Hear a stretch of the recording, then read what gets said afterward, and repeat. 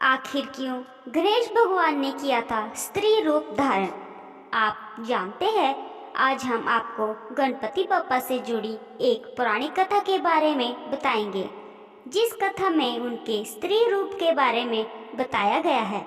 ये सुनकर आप लोग चौंक तो जरूर ही जाएंगे, लेकिन ये बात सच है कि भगवान शिव की तरह ही गजानन ने भी स्त्री रूप धारण किया था।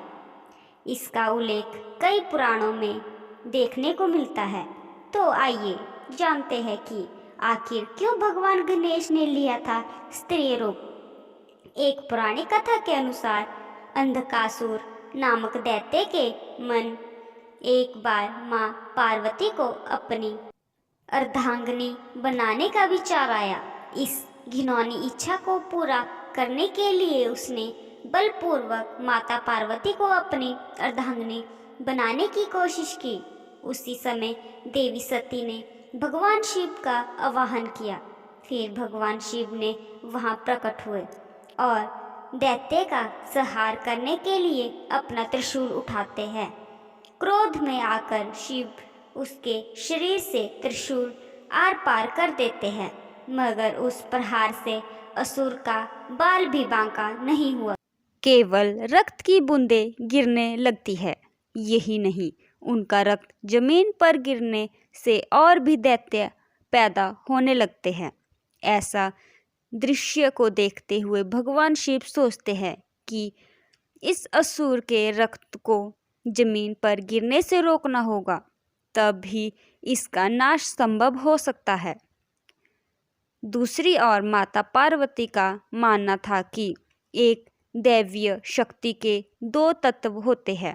पहला पुरुष होता है जो उनको मानसिक रूप से समक्ष बनाता है, और दूसरा तत्व ये होता है जो उसे शक्ति प्रदान करता है। इसलिए देवी शक्ति ने उस सभी देवियों को आमंत्रित किया जो खुद एक शक्ति का रूप है। देवी सती ने आमंत्रित में सभी देवियों को वहां उपस्थित होने के लिए कहा, और वो जमीन पर खून गिरने से पहले ही अपने अंदर समा लेती है। ऐसा करने से अंधकासुर के रक्त से उत्पन्न होने वाले राक्षस कम होने लगे। लेकिन दोस्तों, आपको बता दें कि रक्त इतना ज़्यादा बह रहा था कि सभी देवी शक्तियाँ उनको ग्रहण करने में नाकामयाब हो रही थी। फिर उस परिस्थितियों से बाहर निकलने के लिए भगवान गणेश ने विनायकी रूप में प्रकट हुए। श्री गणेश पलक झपकते ही उस असुर का सारा रक्त ग्रहण कर लेते हैं।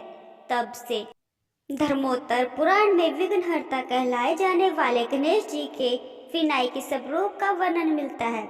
वही वन दुर्ग उपनिषद में श्री गणेश जी को गणेश्वरी का नाम दिया गया है, और मत्स्य पुराण में भी बप्पा के स्त्री रूप का उल्लेख मिलता है। अंत में आपको बता दें कि गणेश जी के विनायकी रूप को सबसे पहले 16वीं शताब्दी में पहचाना गया था। इसका यह सब रूप हूबहू माता पार्वती जैसा ही प्रतीत होता है।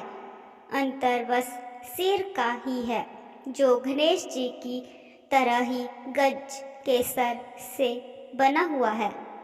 आपको हमारी कहानी कैसी लगी जरूर बताएं, और लाइक और सब्सक्राइब करना ना भूलें। धन्यवाद।